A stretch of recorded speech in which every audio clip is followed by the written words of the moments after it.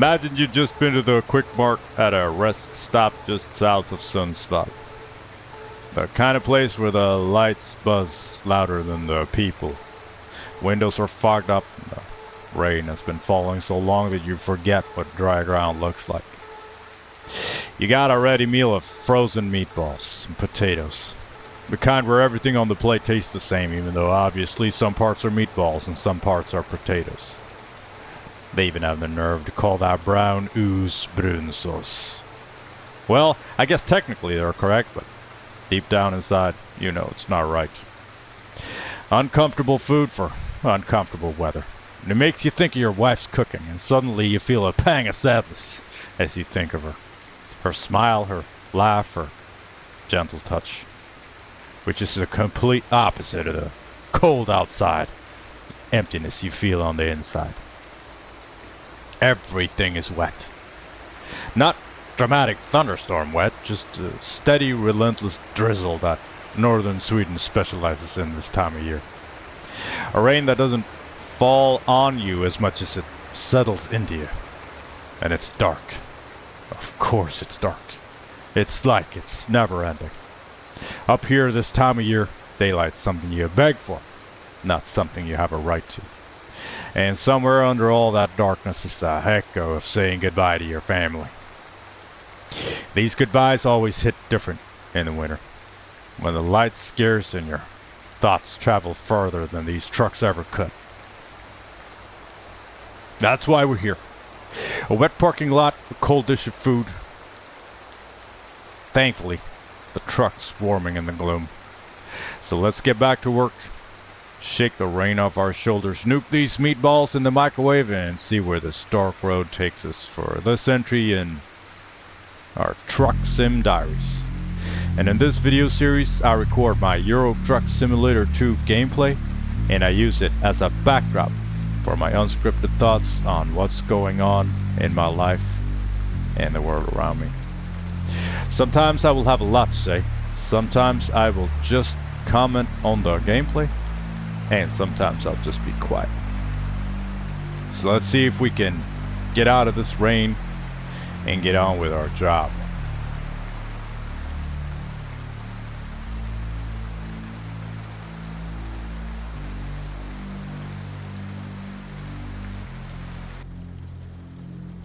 The rain has been falling for so long we almost don't remember anything else. But we have a job to do, and it's not feeling sorry for ourselves in the rain.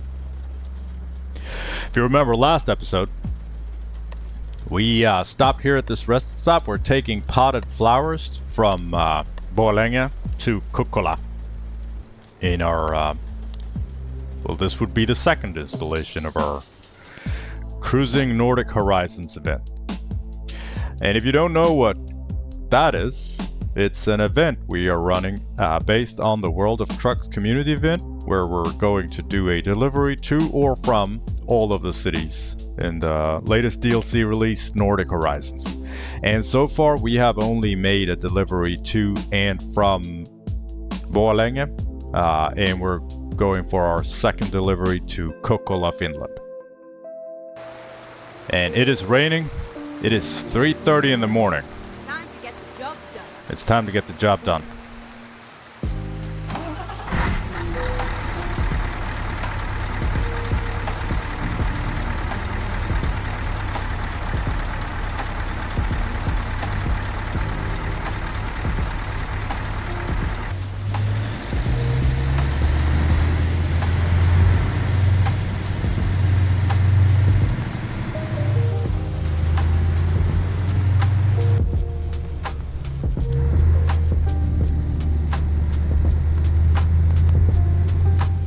Man, we got about 5 in-game hours before the sun rises. Turn left. We're probably gonna make it pretty far along the way before before we can actually see anything. Get ready to turn right. And I got an early morning on a day off. I actually set the alarm to be able to get up early. Turn Turn right. to get some playtime in. I have been looking forward to this so much. I didn't realize, however, that you know how when we took this contract from World of Trucks, there was a timer attached to it. It was something like 22 hours left or whatever. Well, since I last played, it's been more than 22 hours. So the time for the contract has run out. And I don't know what kind of consequences we're going to suffer. Hopefully the job will count towards our progression. If not, it's not the end of the world, because we're going to take a job from Kokula either way. So, yeah, like I said, it's not the end of the world, but it's a little something to keep in mind for future sessions. That time will run out, and I guess we'll just see what kind of consequences I'm going to suffer because of it. Like I said, hopefully the job is going to count towards my progression, and it'll only be a monetary setback, like less pay or something like that. And hopefully it won't be, I guess worst case scenario would be that the delivery would not count towards my progression of the Cruising Nordic Horizons event.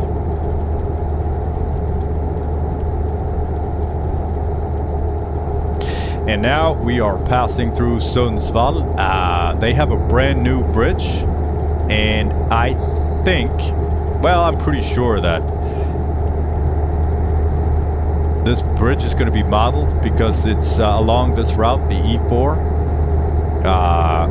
Previously, before this bridge, you had to go through Central. They have an aluminum plant, which I guess is this stuff. Oh yeah, that'd be NS Oil. Yeah, now we're paying the toll to go on to the bridge. Like, before they built this bridge, you had to go through the city center. And that was, of course, a time drain. Because you were on this highway, the E4, and all of a sudden you had to go through these narrow city streets. So like everything that goes from the southern part of Sweden to the northern part of Sweden and vice versa had to go through the city center of Sundsvall, and there were street stoplights, like multiple stoplights along the way. So it was just like this huge bottleneck for this road. And then they went about building this bridge, and I think maybe it was finished like, oh, I don't know, 5 or 10 years ago, and it made a huge difference for the traffic for the city, because I mean the bridge is kind of cool because it goes across the water. However, I rarely ever drive on that bridge because in Sundsvall, there is this great burger place, and Sundsvall is about halfway from where I live to where my mother lives. So when we go visit her, this is like the natural place to stop. So I think I've driven on this bridge once, because we still, you know, go off the E4 to go to this burger place. It's called Bastard Burgers. And, well, it's quite the tradition. And right next to that burger place is a park that's kind of this physics and exploration park for kids. It's got, for instance, they've got this, it's like this huge cylinder with water. And you've got this handle. When you spin that handle, you rotate like a propeller of sorts in the bottom of that water cylinder, and you make this swirl, a little water tornado. Kids love it because they can only make so you basically pull this little tornado. You can see if you can you pull it from the top down when it starts twirling, and the kids can only make it a little bit, and then they ask me to do it, and I can pull it all the way down, and they think it's super cool, and I feel like I have a purpose as as a father. I'm kidding, but you know, it's one of those things where you're like, they want me to do it because I can do it the best. And there are these little squares that when you bounce, when the kids jump on these little squares in the ground, there's this little bell that makes a sound in different keys, I guess. And kind of make this little song by... It's this really cute little park. So we usually stop there. And also, right on the corner between the park and the burger place, there's a...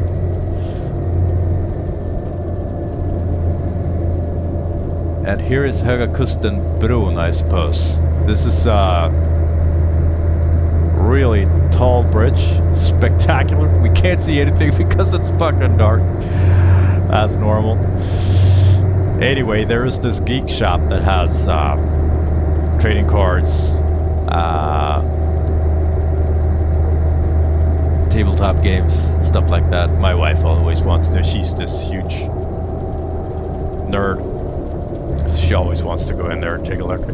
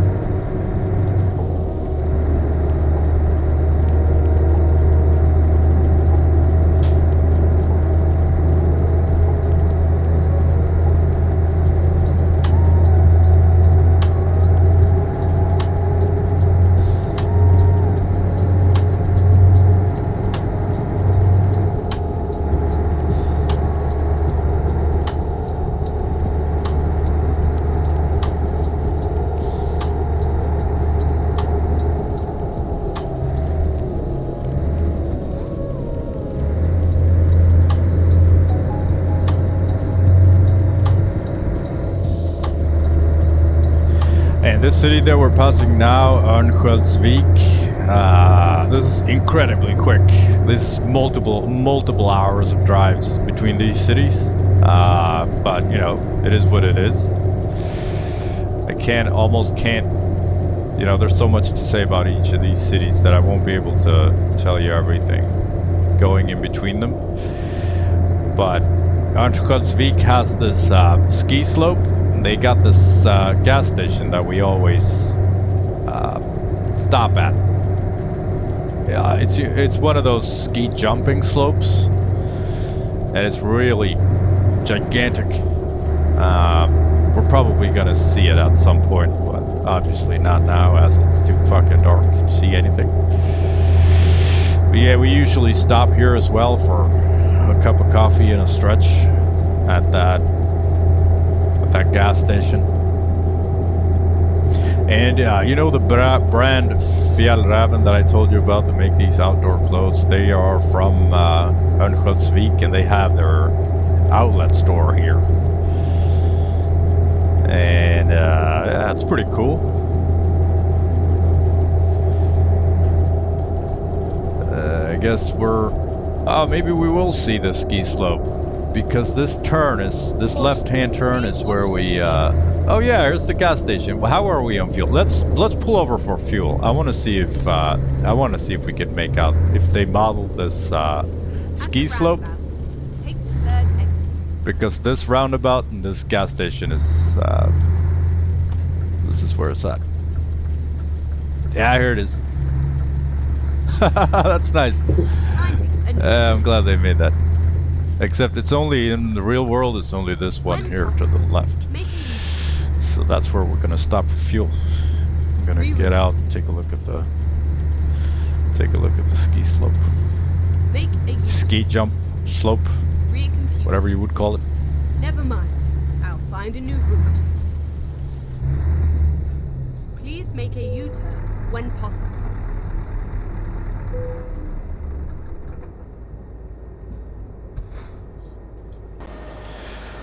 Yeah, first things first though.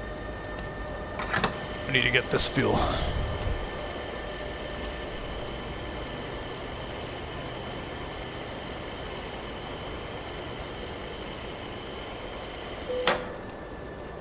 Fuel tank is full.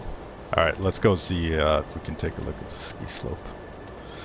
Jumping slope, ski jump. I don't know what it's called. That's this. It's so... Oh shit, it's raining. This is pretty cool. This is exactly what it looks like. More or less. Oh, that's nice.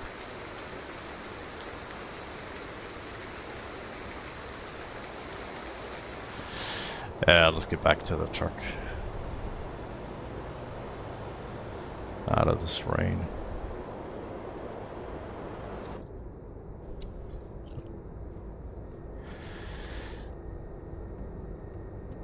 Alright, let's do it.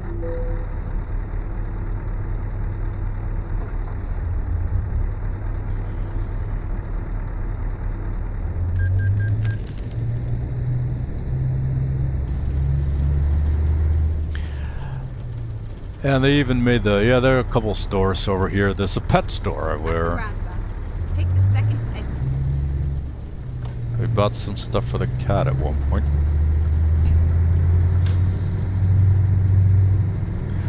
So the E4 goes through central Örnsköldsvik. It's not as bad as the Sundsvall was that I told you about, because Örnsköldsvik, which we called Övik, because it's so many letters, so we just cut out about half of them.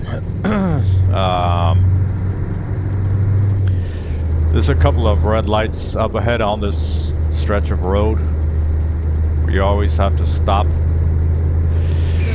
So this is downtown Örnsköldsvik, but this city is so small that, and the traffic has thinned out by this time, pretty much, or by a lot. So it's not the end of the world that you have to make a few turns inside of Övik. Go straight on.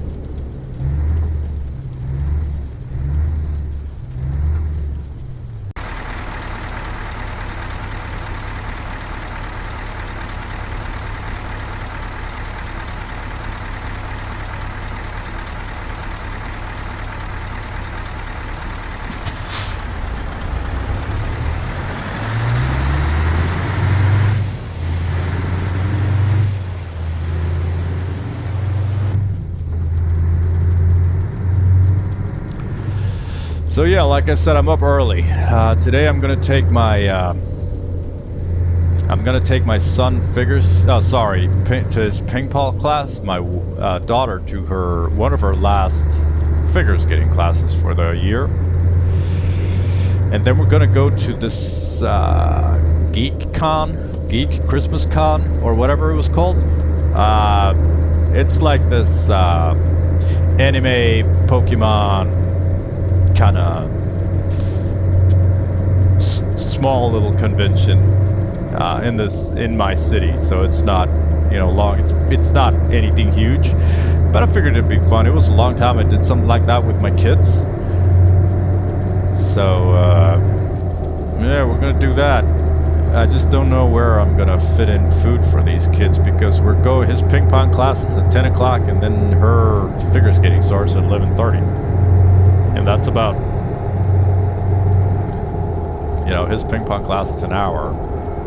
And then we have 30 minutes until the figure skating starts, and that about as long as it takes to drive. So it's a little packed, but me and my wife, we figured we'd do it this way because this way the other adult can have pretty much a whole day for themselves where they can do something, you know, whatever they want. Because it's fucking important that you... I mean, just because you're a parent doesn't mean you can stop existing. And I think it's pretty important to, you know, make sure that you're happy that you get to do the things that you want to do. Like the kids, I don't think the kids will be happy if my wife and I, as parents, just sacrifice every last part of ourselves for their sake, you know. I don't think they need that, and I don't think they want that, because, you know, you're supposed to, you know, you need to do your things, you need to be there as a parent, but you don't need to be like with them every minute of their lives, because they need to see that you as an adult are allowed to focus on yourself and do things that you think is fun, because otherwise, guess what? They'll just keep doing that. You know, if you don't break the cycle, the pattern will repeat tomorrow.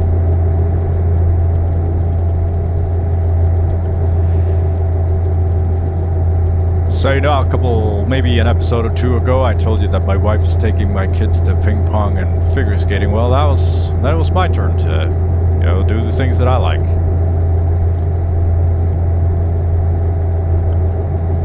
And it's, I think it's imperative that you do that. So, because I need to be a complete person for my kids. And I'm not saying, you know, tell them to fuck off and don't, you know, disregard your responsibilities, but to you know, you need to make sure that you're fulfilled. And I guess this is, you can interpret this in any way you like, but, you know, you need to make sure that you fulfill your duties as a parent. And that also includes being a, you know, that also includes being a role model for your kids. Because they learn from you.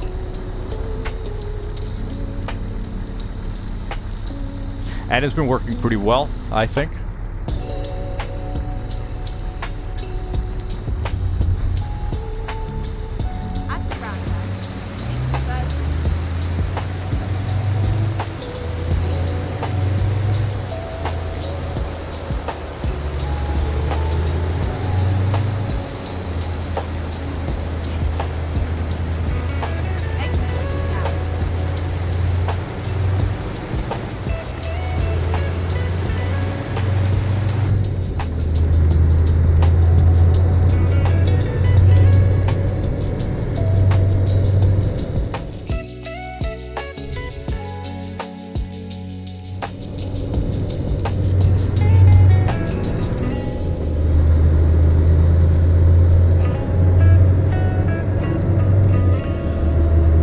Yesterday I actually got to see the sun. Or, well, I didn't see the sun,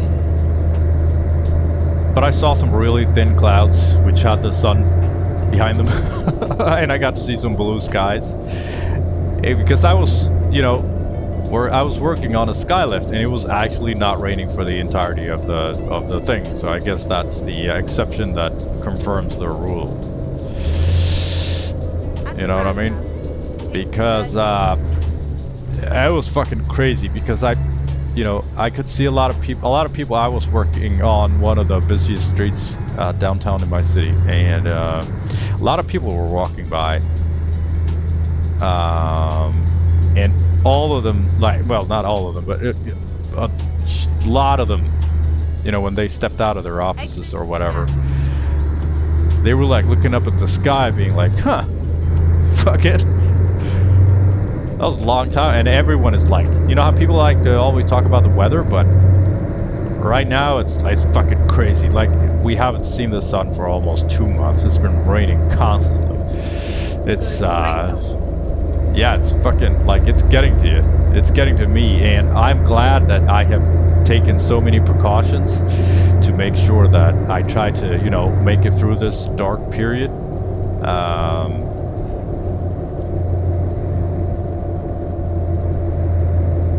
You know, mostly through hiking, because that lets me go outside, and I go outside even though it's dark and even though it's raining, and I enjoy it even though it's dark and even though it's raining.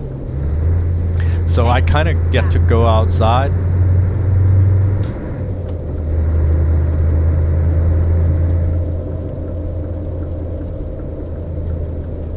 Oh, it looks like we're going to Holmsund. I was here with my wife 2 or 3 summers ago. We brought our kayaks and went. They have a Umeå, which is the city that we're close to now, which is the city I was born in. They have this outside of Umeå through the towards the coast. Well, in the coast, I suppose. They have an archipelago, and it's very beautiful. It was one of the best paddling sessions I've ever had. Also, we went here and took the ferry across to an island and went hiking one summer. It was also great. So yeah, as I was saying, we this fucking weather, man, it's like nothing I've ever seen before. I can't remember when it's been this depressing.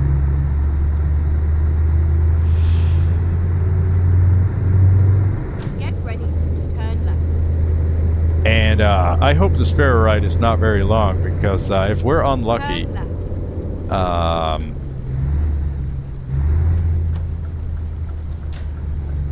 we are going to Okay, let's find a new route.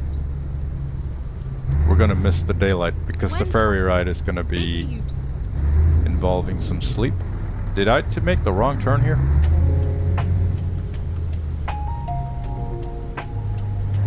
No, I don't think so. This should be the ferry, right?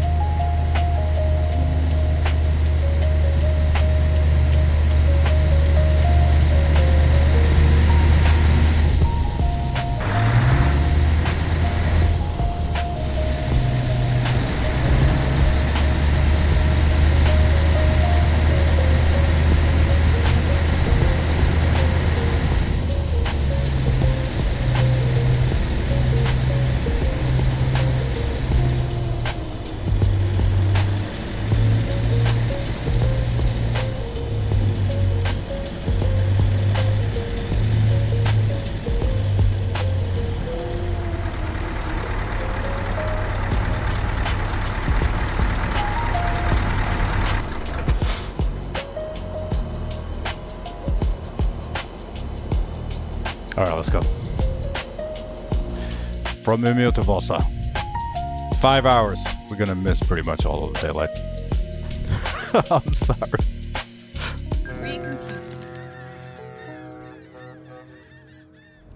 Well, thankfully, I was wrong.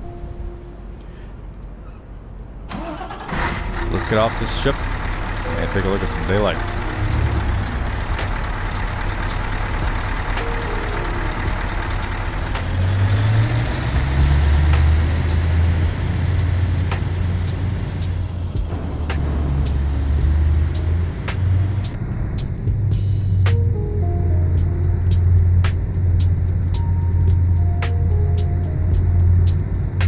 At one point in my life, I was working as a photographer, and I also was a graphic designer for a magazine.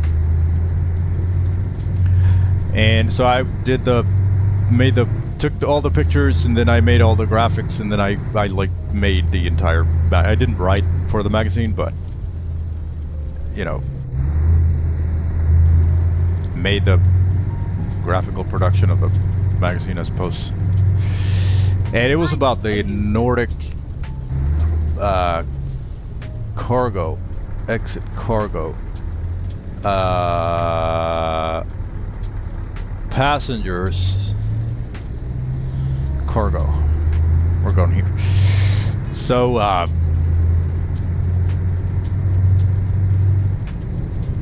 the Nordic fund industry, like banking and such. It was fucking boring, but like the subject was pretty boring, but the job was, I liked it. It was fun. And every now and then this magazine had these events where I had to tag along as a as an event photographer. Sorry.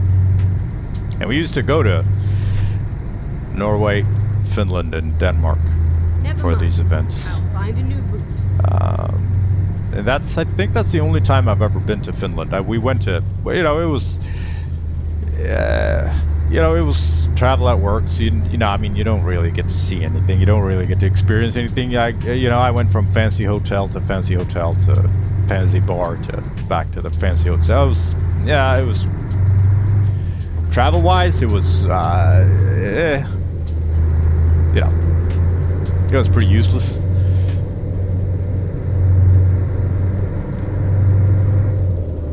So I feel like I haven't been to Finland. Just a quick stop in Helsinki a couple times, but that's it. And you know how a visit to the capital is rarely representative of the country. Get ready to turn left. Turn left. Or at least that's what it's like in my experience, because if you go to Sweden, then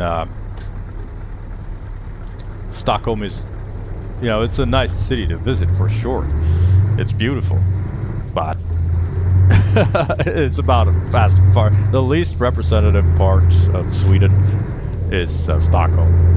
It is nothing like the rest of the country, because the difference is staggering. And I guess it's like that everywhere. I'm just assuming that's what it's like for everyone. I would like to go though. I have a friend who lives close to one of the cities that we're gonna visit, and I would love to go visit him. I used to run this gaming community at one point, not too long ago actually. We're playing military shooters. I started with just looking for people to play, and Go straight on. we were playing this game called Ground Branch, and it's this very serious, super realistic military shooter. I suppose, as realistic as a game can be. But it was like really hard, and you couldn't absorb damage. If you were hit, you were out. That was it. And we played extremely high difficulty level. So, and this game was at that point, at least, there was no real single-player experience to it. And normally, I've only been exclusively playing single-player games. So I started playing Ground Branch, and it's got this. Well, you can play it in single-player, but it's like you're playing on a multiplayer-style map, and you're just killing bots, basically, which is NPCs just trying to shoot you. So there's no story or anything to it, and you first and foremost, you don't have any friendly NPCs with you.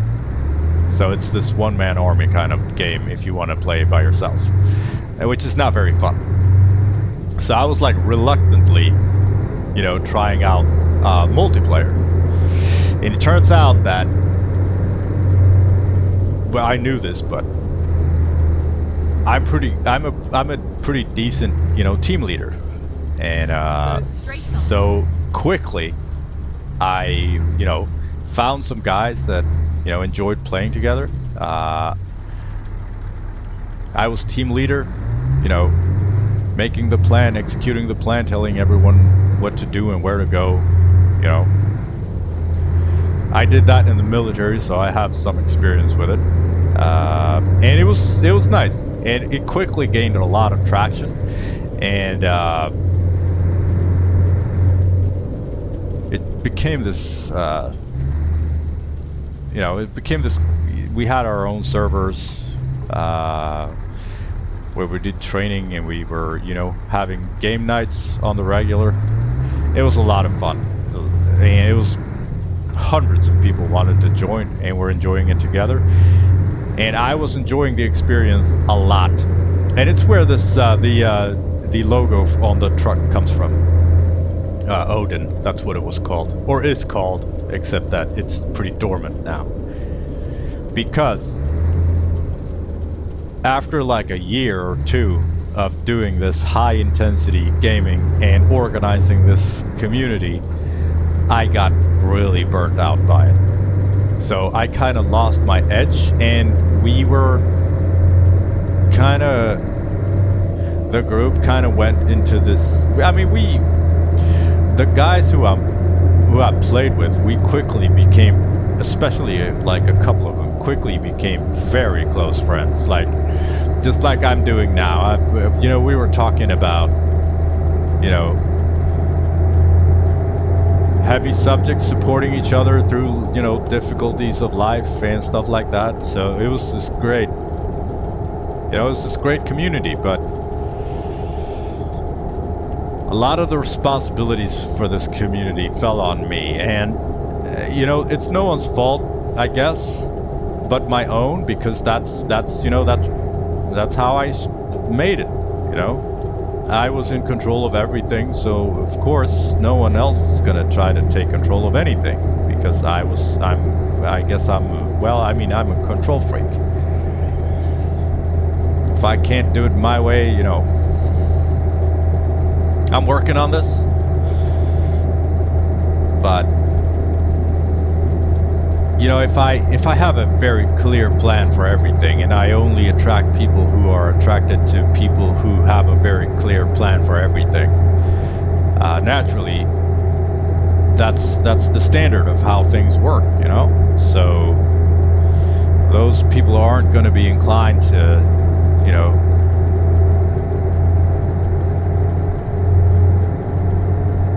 take over or anything like that. And what burnt me out was that, we were doing gaming session twice a week, and I was, and we were playing, many more nights outside the scheduled, the scheduled sessions.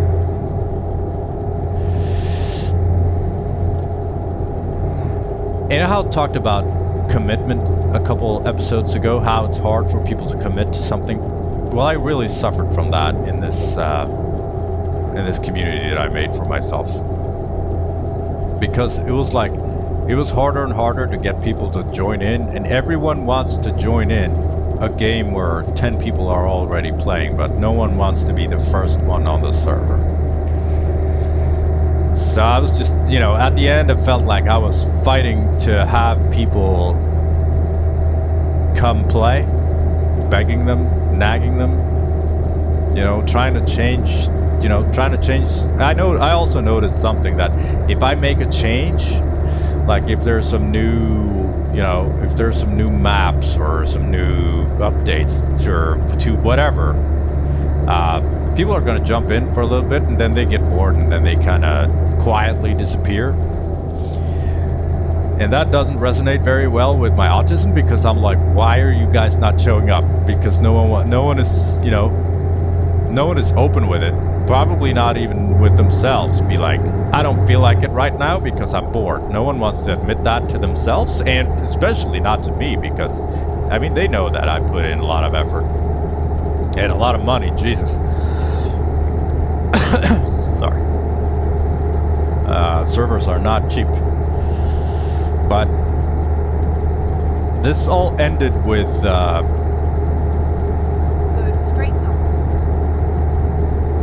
you know how I made an episode where I said I'm finally being honest about my video game addiction, because I noticed that I was burning out on this, and I was playing I was spending way too much time. I was spending time by the PC like someone who doesn't have responsibilities for kids and a family, you know. So I had to take a step back from running those gaming sessions, Get ready and to turn as right. I really miss them. Like, these people are my friends, and I had to step away. Turn right. And if I step away, we're gonna fall out of contact with each other, because if I don't put in the effort to stay in touch, we're gonna fall out of touch. And it's just the natural progression of things. And I don't hold that against anyone, I guess, except for myself. But probably not even that. It's just natural. That's what happens when, you know. Go straight That's on. what happens when these things happen. Oh fuck! Am I gonna get a? No, I made it. So, but I miss them, you know. And then turn left. I miss the conversations. I miss the people. Turn left. There's just no natural way to. If I don't create this gaming, you know, environment, then there's just not going to be. There's just not going to be any way to get into those conversations naturally, because we can't just connect into a phone call. Because what these guys need is, and what I need too probably, is to have that environment where we're playing these games together for a long time, and it's not until then before they kind of open up, you know. It's just how guys work. So if you want to talk to a guy, you know, you need to do something. You need to be next to each other, looking at something. But if you can't find that, Get ready you know, to turn left. it's going to be a struggle for sure. Turn left. So anyway, one of these guys, he lives in eastern Finland.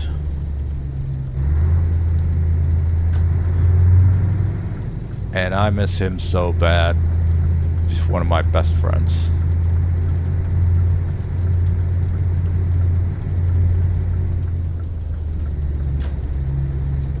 All right, we're here. Let's bring up some axles and turn on some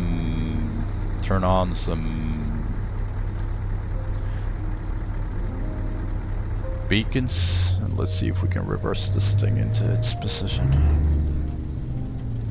Renar means reindeer in Swedish.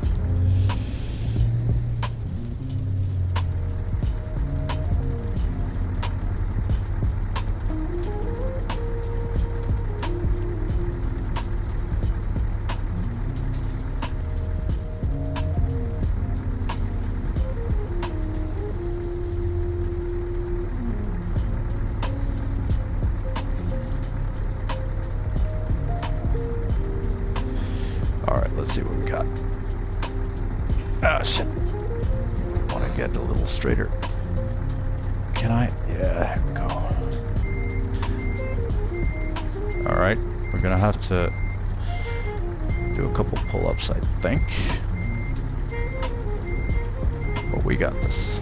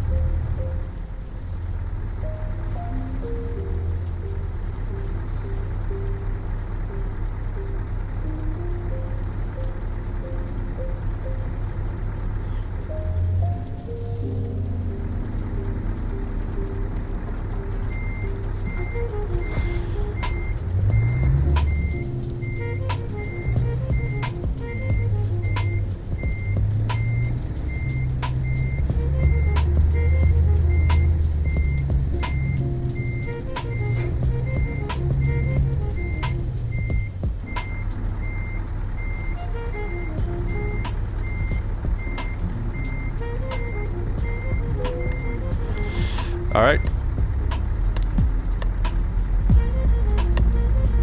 Here we go.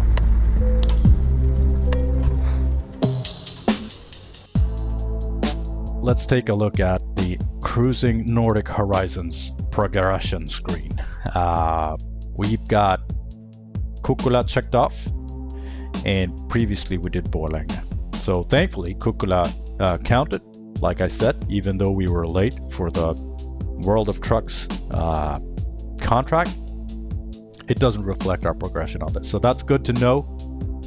All right, stats for the job: 510 kilometers, 27.3 liters per 100. It's pretty high considering we only carried 4 tons. No damage for 53 minutes. IKA Bohag to Renar Logistik. This is grammatically incorrect, and this is not what it be called in Swedish, but you know, whatever. Scania S odometer is at 255,473 kilometers. 4 tons of potted flowers, 500 kilometers planned, 510 kilometers real. Tollgate transport. This job was late.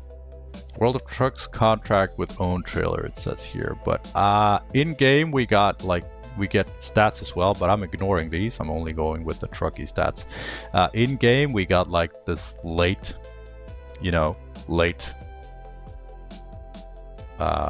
penalty, but it looks like we did not get any late penalties in trucky, so that's good. Income was 13,317 credits. Taxes were 1,997. Other costs, which was the toll gates and the transports, were 681. Fuel cost was 276. Revenue in total 10,361. 3 out of 5 stars. 5 out of 5 for damage, 2 out of 5 for distance, of course, because it's pretty short. We're not gonna get any long distance running through this whole project of Cruising Nordic Horizons at all, so prepare for that. 5 out of 5 for fines, 5 out of 5 for fuel economy, 0 out of 5 for mass. 195 hardcore points. All right, let's take a look at the contracts, what we got from Kokkola. We can go to Umeå. It's too short.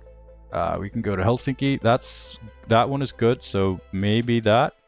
Karlstad would not count. It's in the wrong. Tromsø. That's. We need to find one contract to Narvik, because if we go to Narvik, we will get a wolf plushie to keep in the truck, and I want to finish that. So we're looking for Narvik jobs.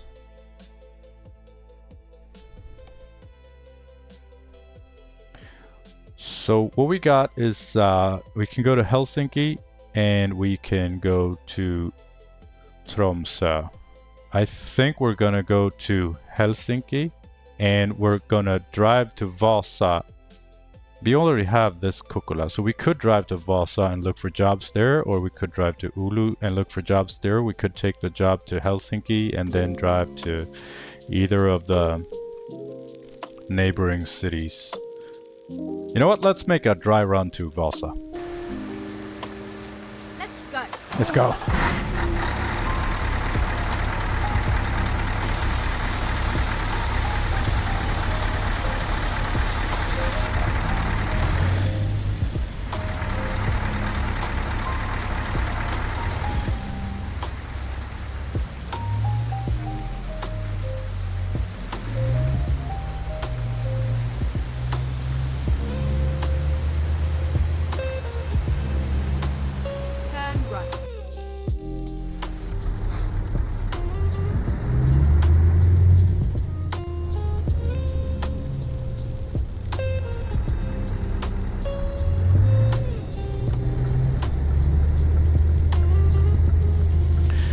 And the sun is setting, so we're gonna get some sleep when we get to Vasa, and hopefully we might be able to grasp onto the few daylight hours that we've got left. It's actually great to be able to we see something. Maybe it wasn't. All right. Maybe it wasn't the best idea in the world to explore this new DLC and make sure that I do it in the darkest time of the year and set it to the actual darkest time of the year in the game so that it's, you know, less than 6 hours of daylight.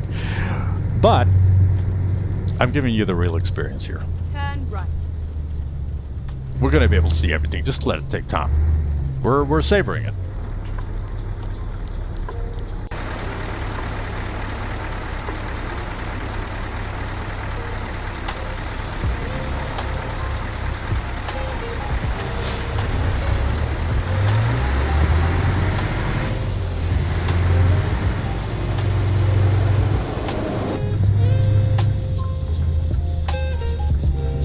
Go straight on.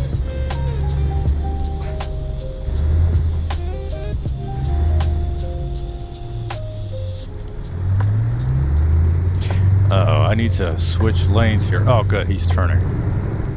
Oh, shit, that... Oh, good.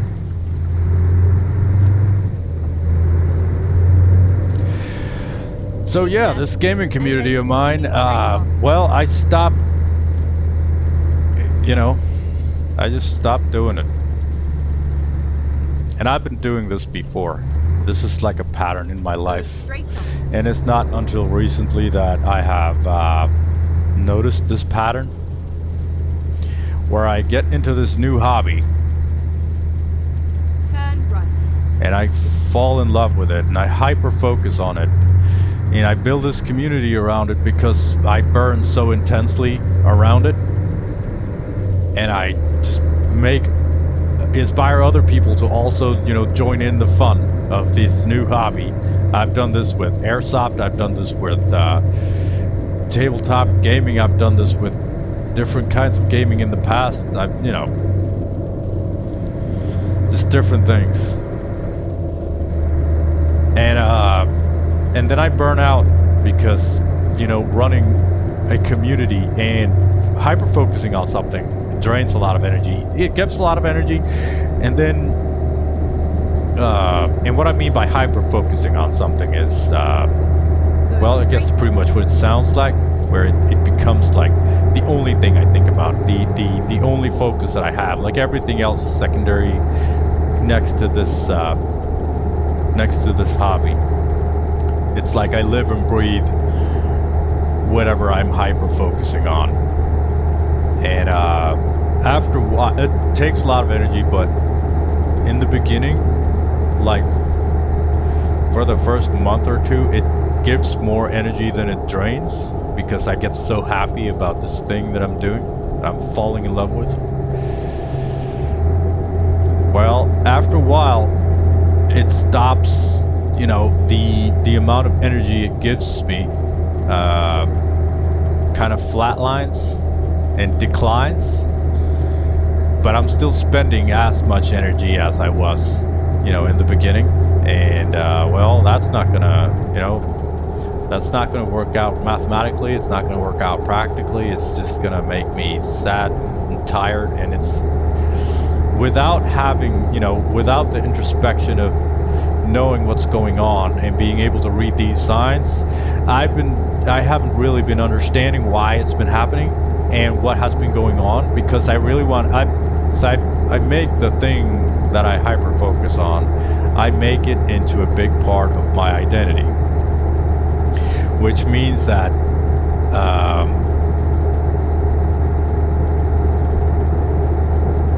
when I don't want to do it anymore, I get into this identity crisis because I can't identify what's going on.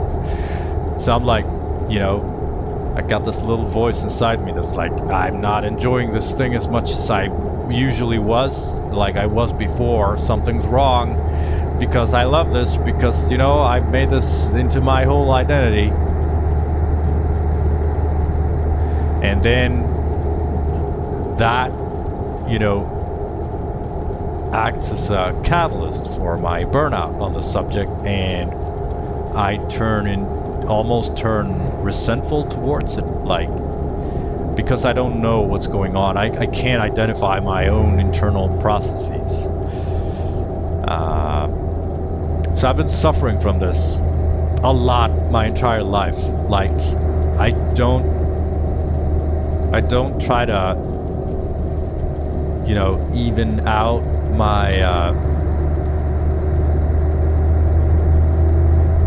I don't try to even out the energy I spend on something. And I haven't, you know, like I said, been able to identify these internal processes, so I suffer a lot because I get into this identity crisis, I get depressed, I get, you know, I get really... That car had fucking neon underneath. That was fucking cool. I always thought that was one of the coolest. Let's get back to that at some other point.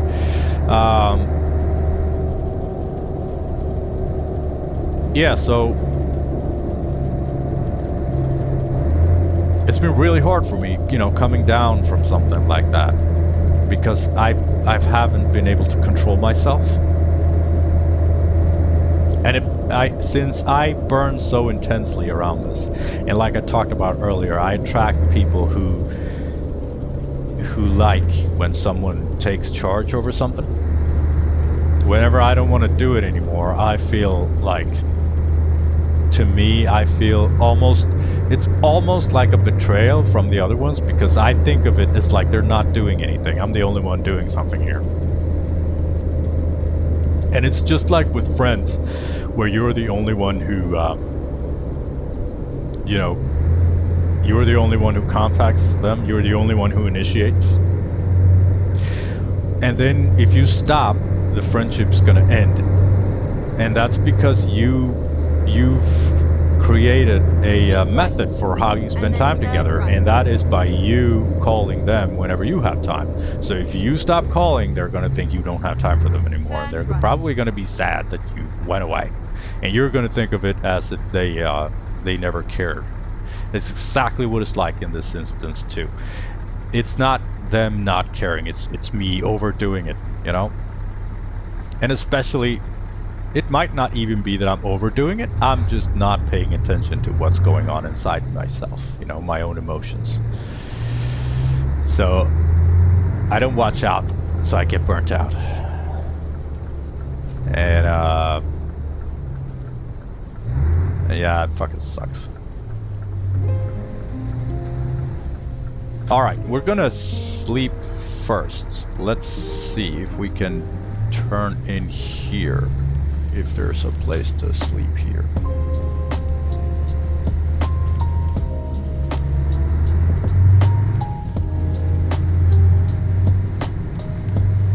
Reroute. Make a U-turn. Never mind. I'll find a new route. Please make a U-turn when possible.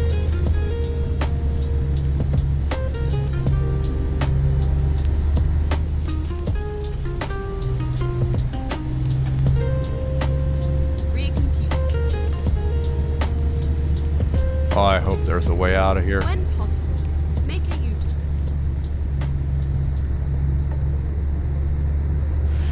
Around, or if this is, yeah, this is it. Oh, good.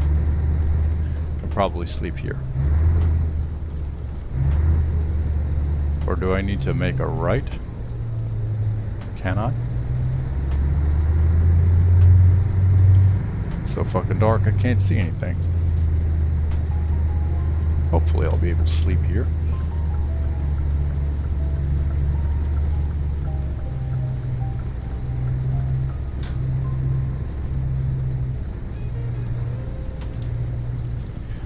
Buy the rest of the trash.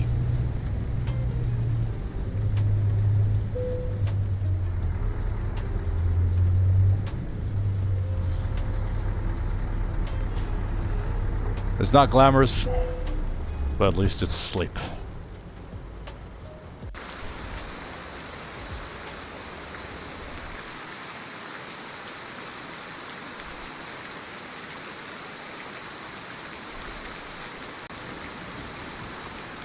We wake up at 8:30, and I know that if I slept in this truck and I needed to go for a leak.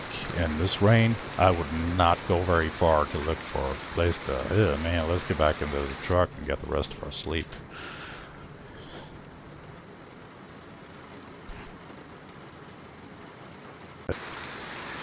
And we wake up at 1 in the morning. And it's time to get to work. The sun is not up. The rain has not stopped. And like I said, welcome to northern Scandinavia. Let's take a look at our job options. So from Vasa, which we are now, we could go to... No, we cannot go to Örnsköldsvik. It's too short. Kokkola is too short. We've already been there. Sundsvall, we could do that. We could go to Tampere. We could go to Tampere. Uppsala won't count. Nynäshamn won't count. Uppsala won't count. Tallinn won't count. Tartu won't count. Trondheim would count. Ventspils won't count. Dagavpils won't count. Malmö, Kristianstad won't count. Svolvær would count. That would put us close to Narvik. So we...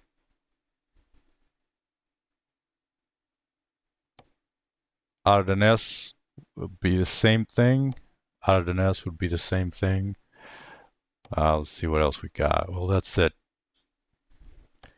We could go to... Oh, man. We could go to Svolvær and then drive from there to Narvik to get the wolf plushie. Because we're doing the Cruising Nordic Horizons event from World of Trucks. Excuse me. And one of the personal...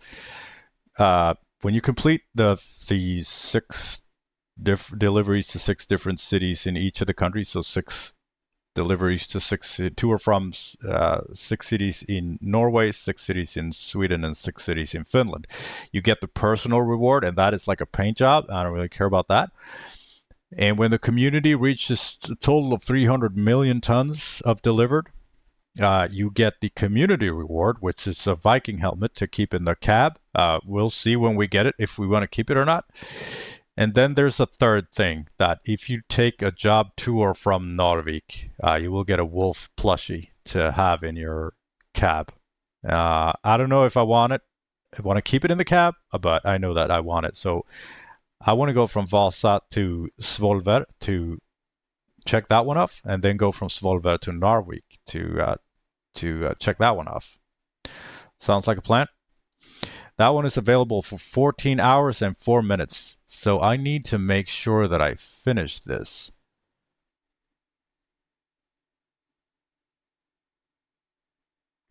What are our options? 17 hours. For Caviar. 2 out of the nest. Let's do that instead. Let's do that instead. We got a little bit more time in case, you know, something happens. Plus, Caviar is nice. Let's do it.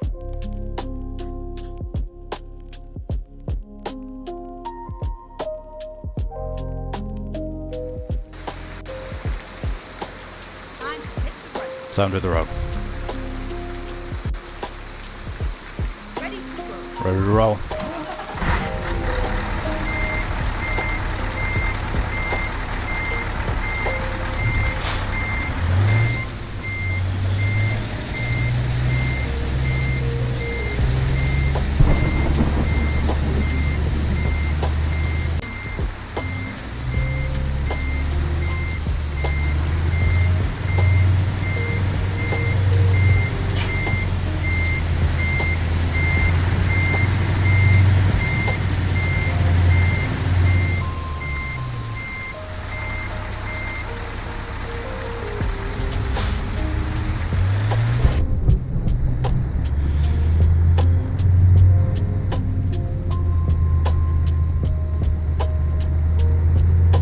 Local time is 1:45 at night.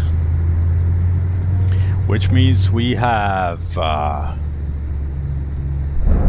boy, we got more than 6 hours until daylight. Let's hope that the cargo crew takes a long time to load it up.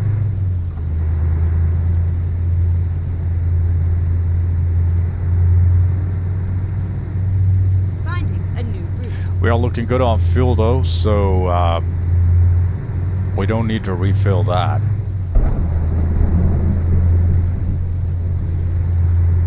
It's just a short drive to the pickup. Get ready to turn left. But I am feeling the pressure though. Turn left, and then turn right. But I checked, and the delivery that we did, just this delivery to Kokula, it counts. So it doesn't really matter if I'm late. It is only it only affects the in-game economy and not, you know, my parallel economy.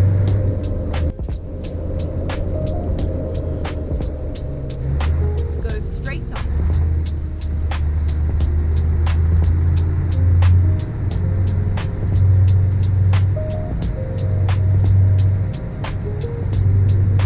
We do, however, have the other ferry ride, I think. Hopefully. I don't really remember how it routed it. That could pass some time. Maybe get some daylight when we get off the boat again. That'd be nice. Maybe we can market this as a cozy autumn drive in the rain. For whatever fucking psycho would want this. Nah, I'm kidding. It's not that bad, actually. I actually kind of enjoy it.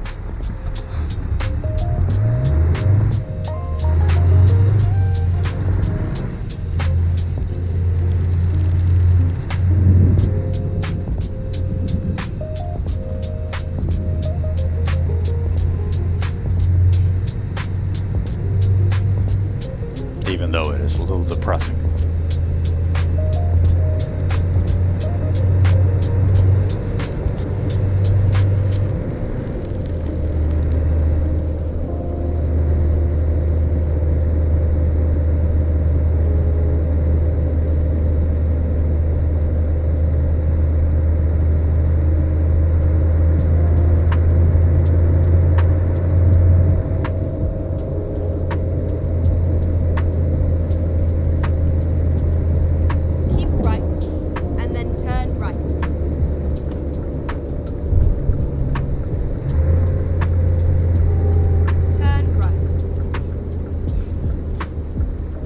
So in Finland, they speak both Finnish and Swedish. So Finnish school children actually learn Swedish in school, which I thought was a little weird until I learned that there are multiple ethnic Swedes living in Finland. And there's also a group called Finlandssvenskar, which is Finnish Swedish, and then there's a group called something like it. It's a little murky when you kind of get into the nitty-gritty of it, but the simple explanation is that they speak dual languages in Finland. So if we just kind of keep it at that, it's we're golden. We're good.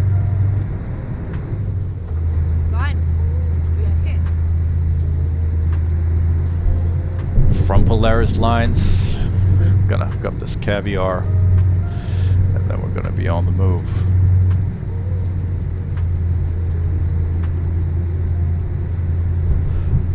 And I think this is us. Nope. We're on the other side of the building. Can we go around? Yes.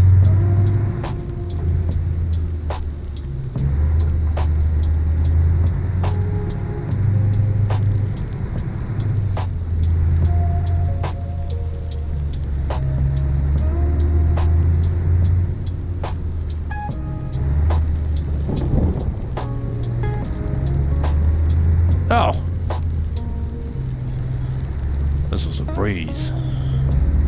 But a parking job.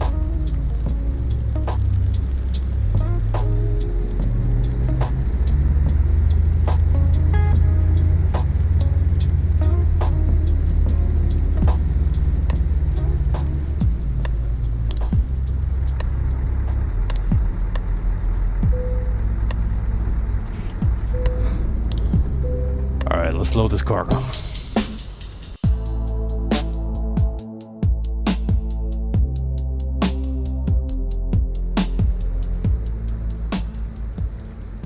Cargo's loaded. Drive safe. Let's go.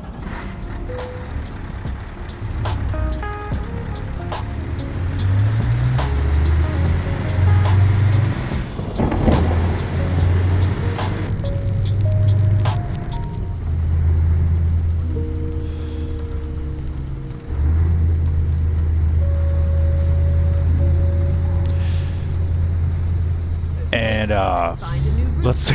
let's take a look at the map because I don't think there's a Turn left. fucking ferry ride.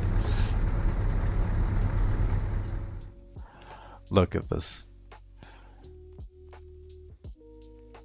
There's no ferry ride. Trip distance 1,248. What if we do it like this? Trip distance 1,193. Why wouldn't we take the ferry? 1,193 versus 1,248.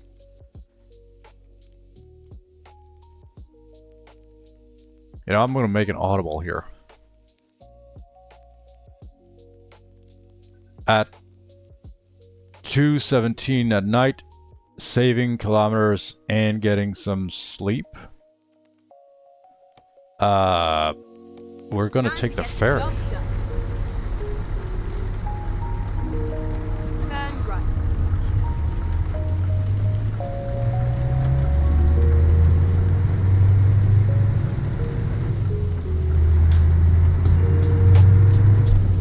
Just sleep it out.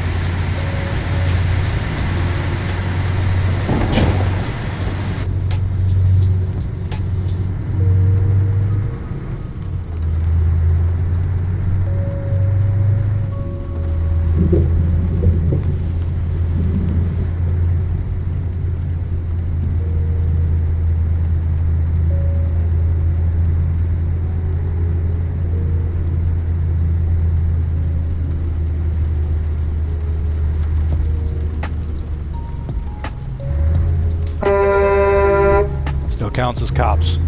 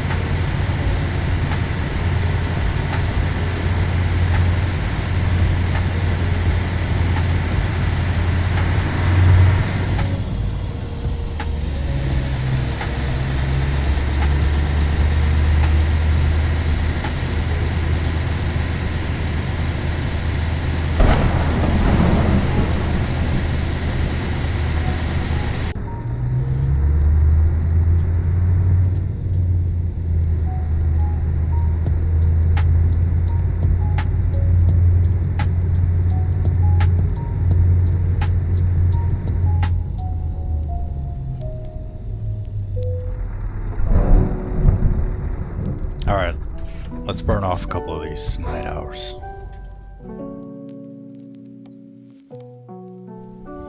Finding a new route.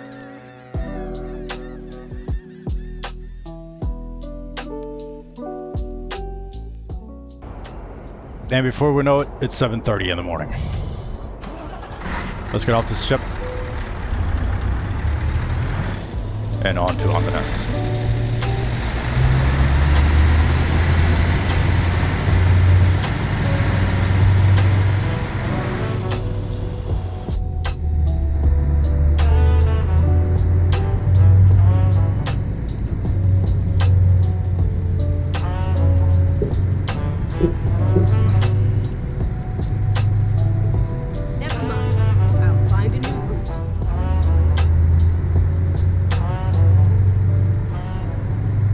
What is this route that we're going to take out of here?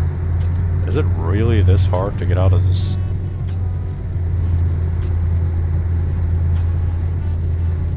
I guess we'll see. Normally the GPS goes a little haywire when we get into these kind of ports and docks and airports and whatever. Yeah, this looks a lot easier than what she's suggesting. Not saying she's wrong, just... Reroute. There we go. Alright, we are taking 16 tons of caviar from Vasa in Finland to emptiness in Norway. We are going to drive for 1,096 kilometers. We got fuel for 1,998 kilometers. ETA is 18 hours of in-game time. That will equal to about 58 minutes of driving. It's going to be longer than that, so maybe an hour and 10 minutes, an hour and 20 minutes. I don't think I'm going to... I think I'm going to have to pull over before that, but we'll see. Rest is in 13 hours and 53 minutes, so we can go for a pretty long while here before we need to go. At the roundabout, take the 4th exit.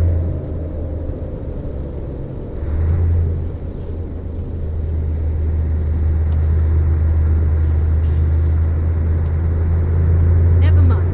I'll find a new route.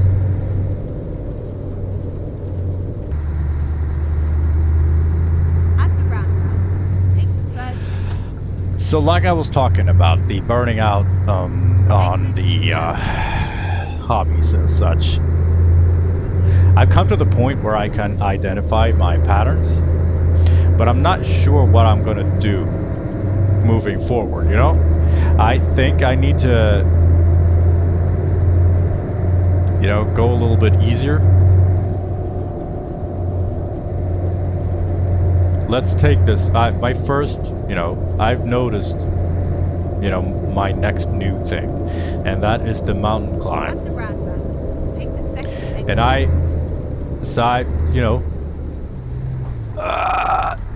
a lot of things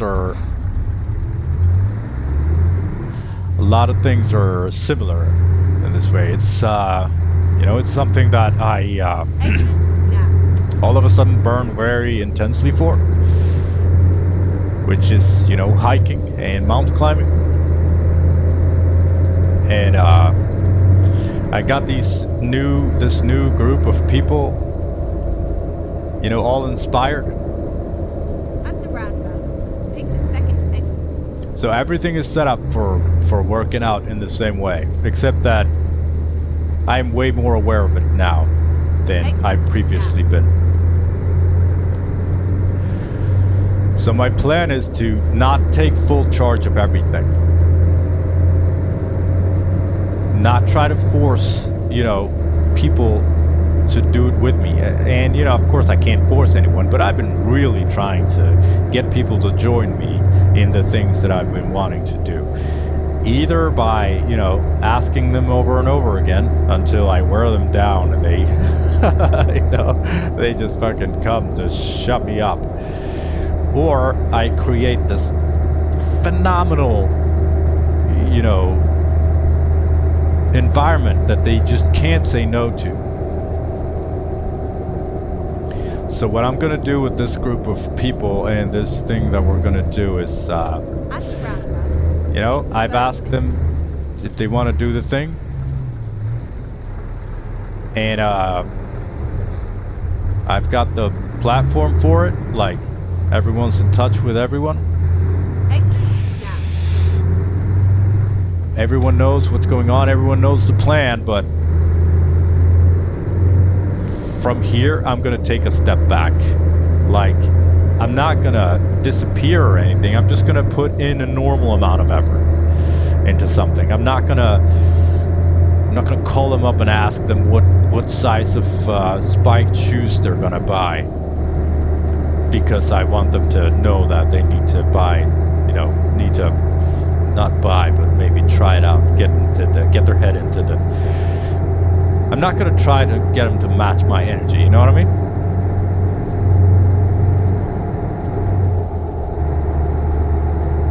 Because if they don't wanna do that, then that's fine.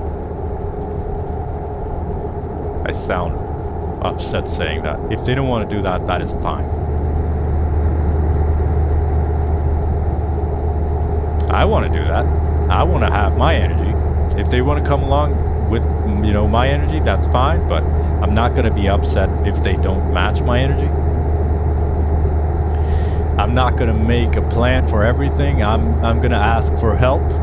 Maybe that's one of the biggest things that I can do, is just be like, can you ask them to do things that I would normally do myself because I'm a control freak.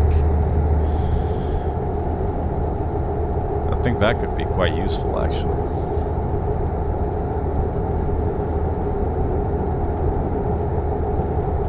Because now that I've identified this pattern with myself, I feel like it'd be fucking stupid to just continue on in the same. Go straight up. In the same manner. Alright, sunrise is coming up. We're about 20 minutes away. And you can already tell it's getting a little lighter. It's dark gray.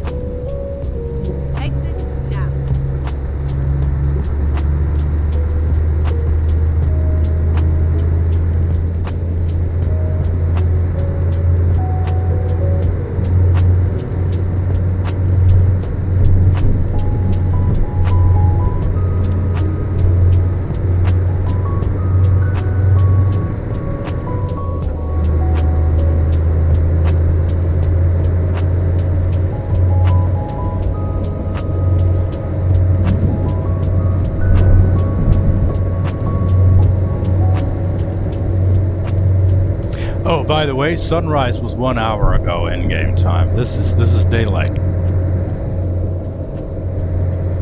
Because the farther up north you get in Sweden, the shorter the days are going to be. And when you're above the Arctic circles, there is going to be no day at all, because the sun never rises above the Arctic circle during this time of year in the winter.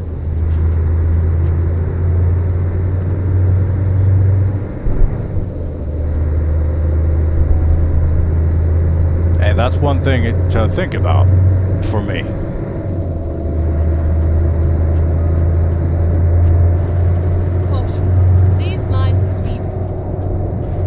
You know, I'm upset or sad that the sun rises so late for me and sets so early, but at least it rises, you know? Oh man. So when we're driving for these sessions, when we go above the Arctic Circle,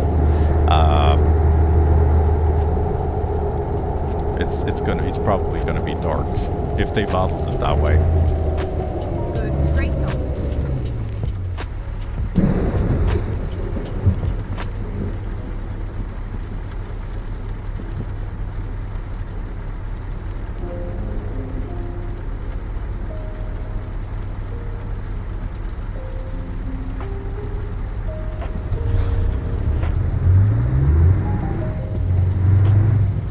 So for instance, when we get to Kiruna,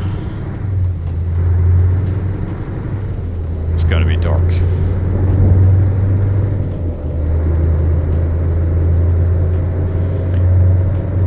And if you think about it the other way, if you are there during the summer, the sun never sets, so it's up for 24 hours. I mean, it gets low, but it never really sets, so it's daylight.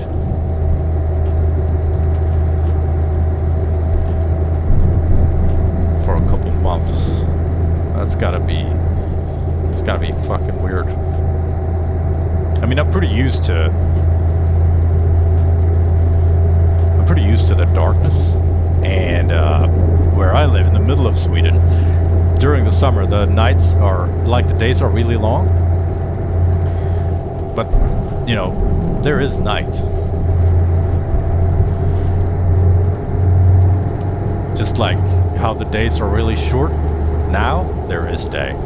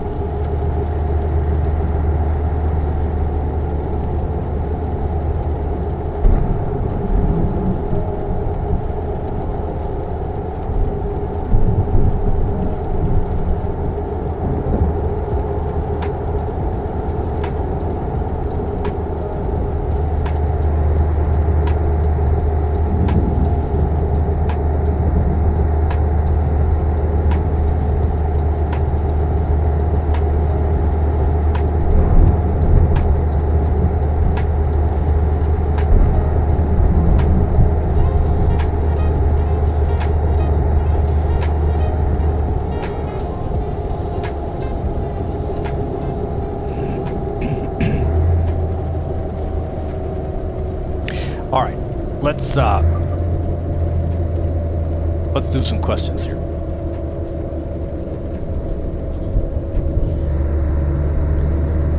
First question is from subreddit Ask Anything on Reddit, of course. What is the worst thing you've spent money on? And nothing really major comes to mind. I mean, I bought some things that I stopped using, but rarely do I, like, you know, make stupid purchases. From my point of view. From my wife's point of view, you know, it's a different story. The way I operate is like this. I buy quality things of the things that I need, and I buy quality things. You know, I don't try it first with, you know, a cheap version of something. But I go directly to the expensive thing or the quality thing, depending on your point of view. So I bought some very expensive things. My mountain bike is very expensive. My kayak was very expensive. You know, my hiking gear is very expensive. My airsoft gear was very expensive. My PC was very expensive, but you know, I went to the high end first, you know, directly, and I keep doing these things. Well, I guess airsoft I've stopped doing, but a lot of things I went with high quality. So I've spent a lot of money on a lot of things, but I have also wasted money. So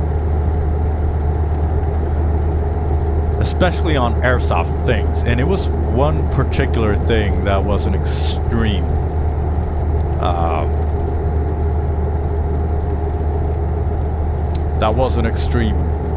purchase, and that was a holographic weapons sight. And it wasn't the sight per se, although it was extremely expensive, because real life rifle optics, they tend to cost a lot of money. And it was I think it was somewhere along the lines of in the 500 or 600 euro range. And you couldn't get them in Sweden. You couldn't get them in Europe. And you could only buy them in the United States. However, they weren't shipping them to Sweden. So, you know, I got into this little tough spot of wanting this thing really bad, but not having any way to acquire it. So, I was poking around, you know, and I found a guy who was, this was in the 2000s somewhere, and I found this guy who was like able to do it for me. It was I knew him, so it wasn't like anyone, or he was an acquaintance rather. But yeah, he could hook me up. It wasn't cheap, and it was in let's just say it was a gray zone, especially for him, getting it out of the United States. But well, he did, and I remember it, you know, tracking the package. It was fucking expensive, especially at the time. I was 20 something. And especially at the time, because I was like, fuck, man, like, is it gonna be like, is the customs gonna fucking, you know,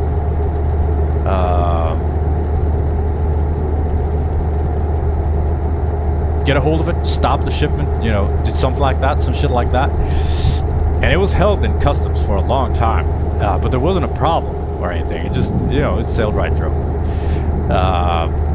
But it was, I think it was delayed by like weeks, and I was fucking nervous, and it was all this money, and it was just, you know, if something happens, there is no, you know, there's no warranty or anything, because I can't, like, you lost this thing.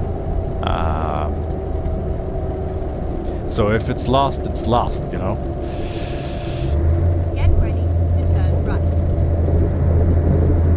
But at least after a while, you know,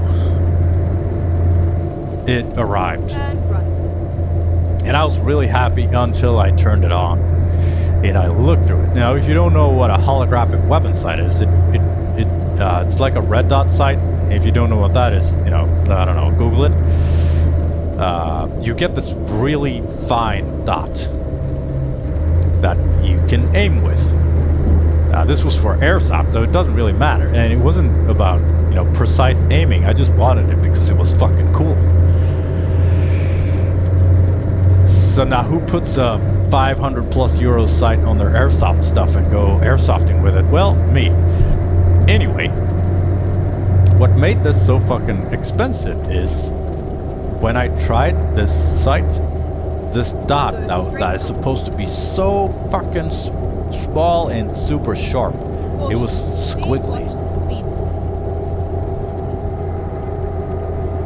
And I'm in fucking panic, like, you know, I got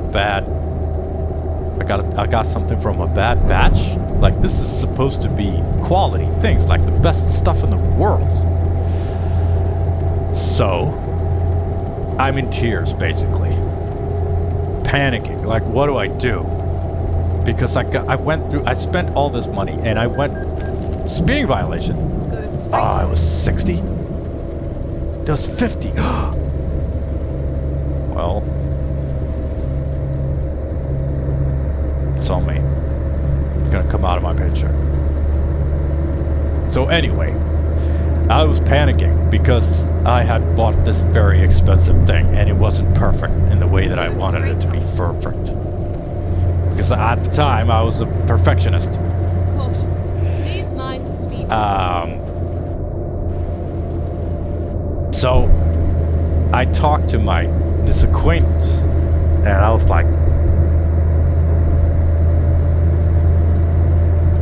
is there anything I can do? And he's like, well, I mean, you can return it. I still have the receipt, so you just return it.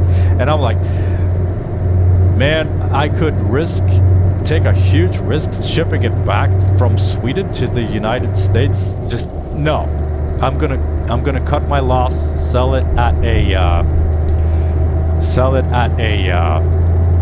a loss, and then make the only, you know, rational decision that I can make, and have this guy send me another one.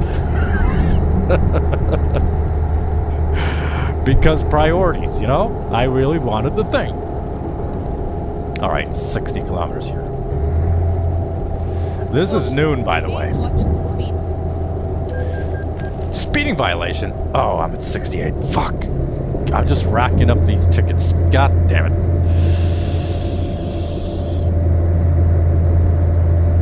Alright. Speaking of spending money, like I said, I made the only rational call, and I bought another one just like it. I went through the same thing with another 500 or 600 euros, so I'm 1,000 euros out by this time.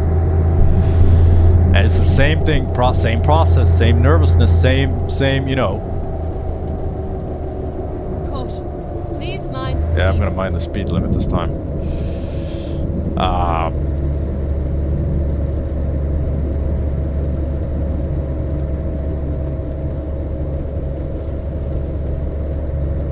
And thankfully, it arrived.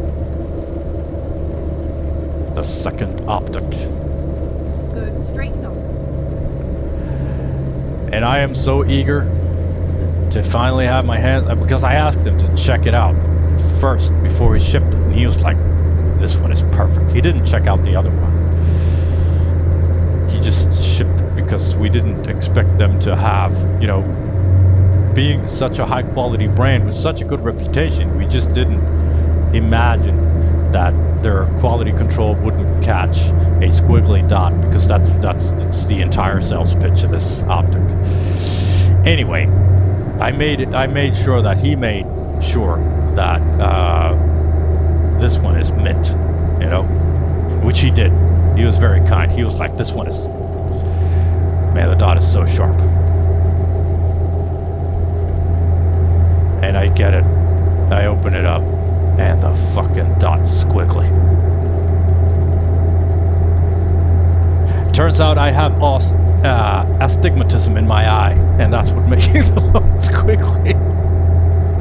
So that's how I found out that I have a little problem with my eyes. It's not big, barely noticeable, unless I'm looking at super sharp laser dots.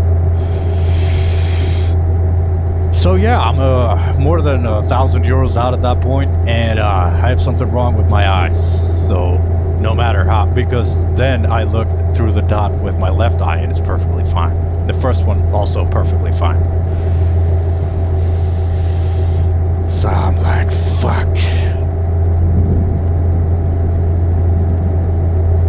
Well, I sold both of them and got another kind of optic that didn't display. This kind of a different kind, not holographic.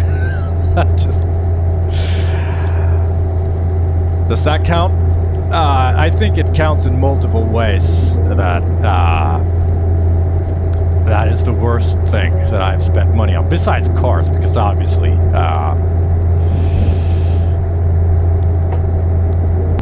cars are a fucking waste of money.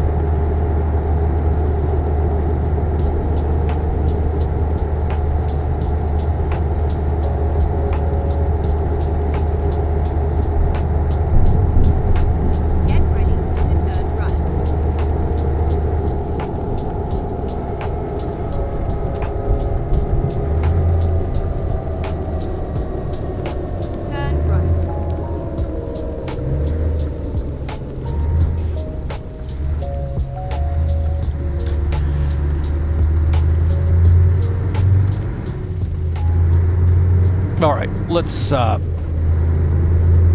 do another question. This one is from my journal app on my phone. What was the highlight of your week?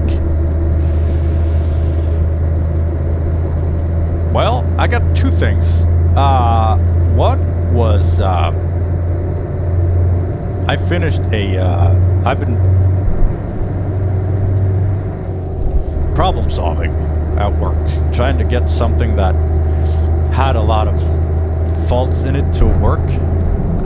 This was part of a Christmas lights installation thing on the wall of a building, and it wasn't working. It was just tripping, fuses, and it was short-circuited. It was just, it was a lot of trouble.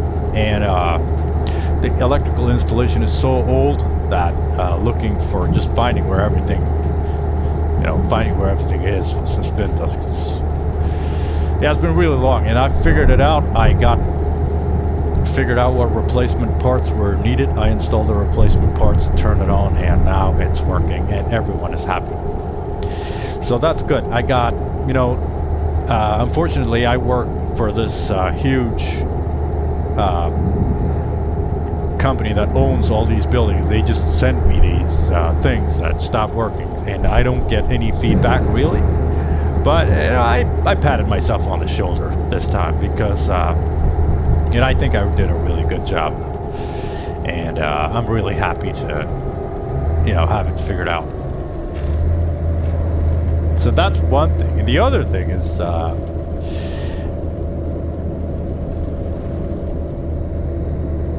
I had this I went to work for this lab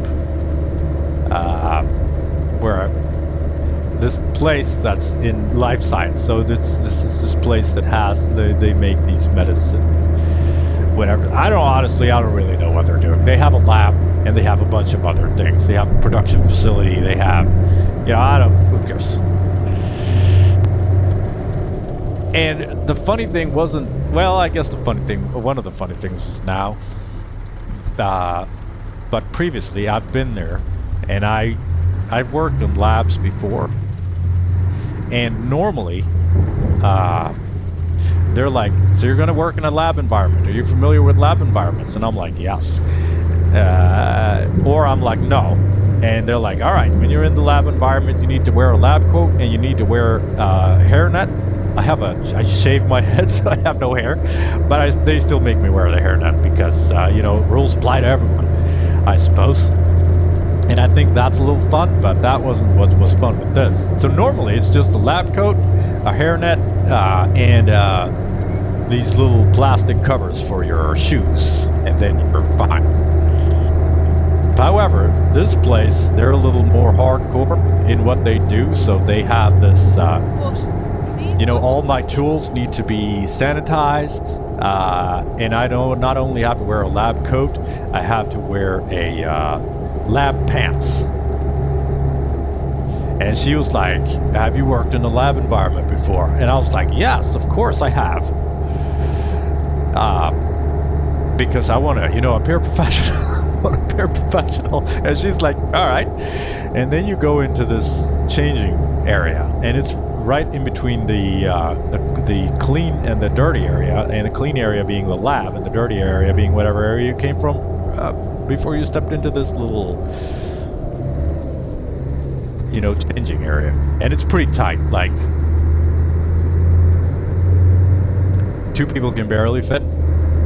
I mean, it's not like we're touched or anything, but anyway, so her and me are in there, and she's like, she asks me before going, I've never been into this lab, and I've never been into a lab that has this kind of level of,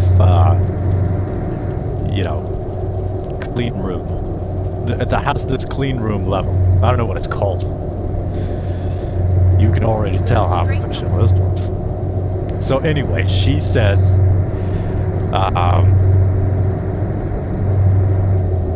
all right, give me your tools and I can sanitize them for you. And over there on the wall, you have the lab coat and lab pants. And I'm like, uh-oh, lab pants? I've never worn lab pants before. But I'm like, oh, thank you very much. And because I am so professional, I'm just going to change into these clothes.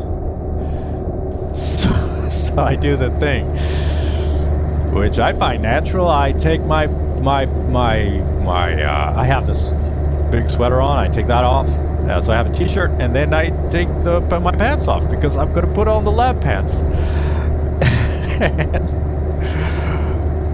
When I get there, she's done with sanitizing my tools, and she turns around and she's like, "Oh, you took your pants off." And she turns back around again and lets me change, put on the lab pants, and I'm like, I realized that I was supposed to put the lab pants just over my regular pants. I wasn't supposed to take my regular pants off. So I'm like, fuck, red-faced, embarrassed, not that she got to see me in my shorts, but because I probably made her uncomfortable. She was red-faced too, smiling, so I could tell that. I hope she found it more funny than offensive. And I was like, sorry, I'm doing this real quick. She's like, it's fine.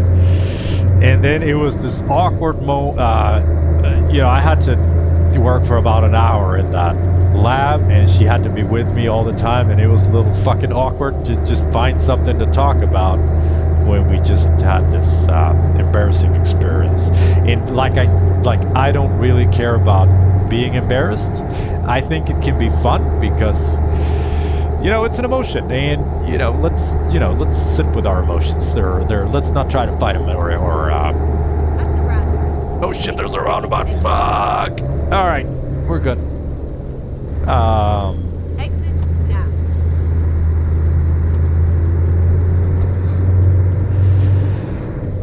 So yeah, there's that. And then this was months ago. I do the thing, and then when we get to the changing area, she's like, "Well, we're done here, so I'm just gonna go ahead. You can change at your own pace." And I'm like, "Thanks." And then awkwardly, I leave because, like I said, I'm only worried that I have made her feel uncomfortable. But I could tell from her smirking that she thought it was pretty funny too. So, and start of this week, I went back to the place is huge. So I've worked there multiple times. This was the first time I met this particular person, so the chances that I will meet her again are pretty slim. Anyway, so they called me up to have me work there again, and Shirley, she opens the door. She's like, big awkward smile. She's like, "Oh, oh, it's you." And I'm like, "Hi." And she's like, it's not the lab this time." And I'm like, "Good."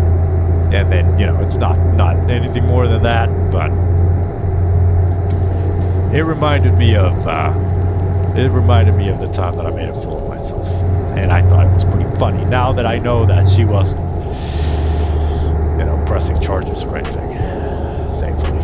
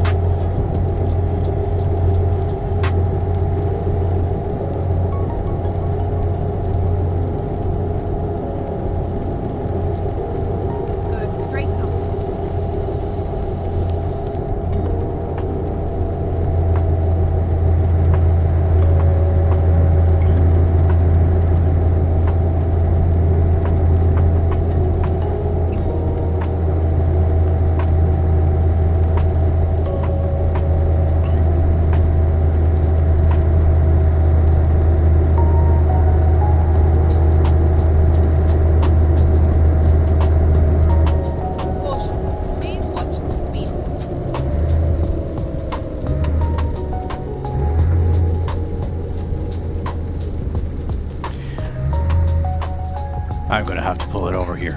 I am out of playtime for today.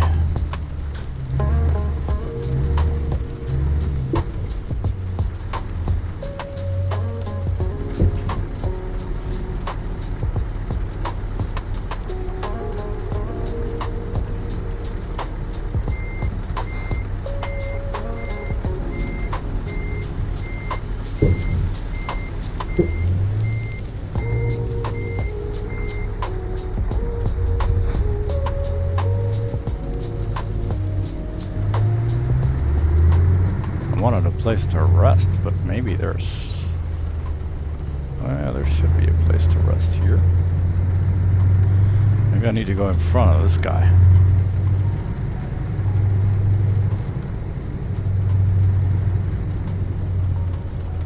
Oh no, sorry, it's a little bit up the road. We're coming into Norway now. And just before we got here, we passed the the exit to Abisko. And fun fact, that is where I'm going to start my hike to climb onto Sweden's highest mountain.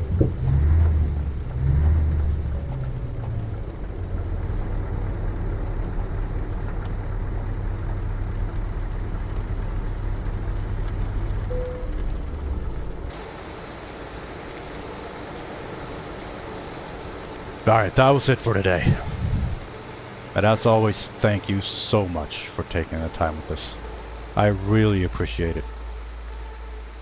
And remember, you are important, and you need to last for a long time. Bye.